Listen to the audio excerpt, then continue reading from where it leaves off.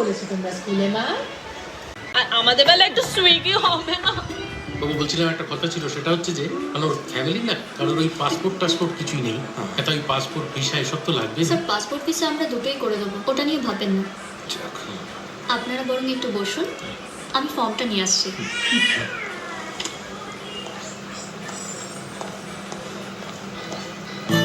খুব তো শের সেজেছিল শ্বশুর বাড়িতে, সুইজারল্যান্ড ঠেলা সামলাও।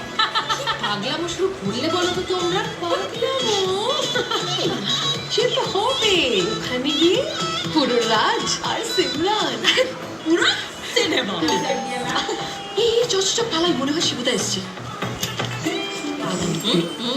দাদা টাটা।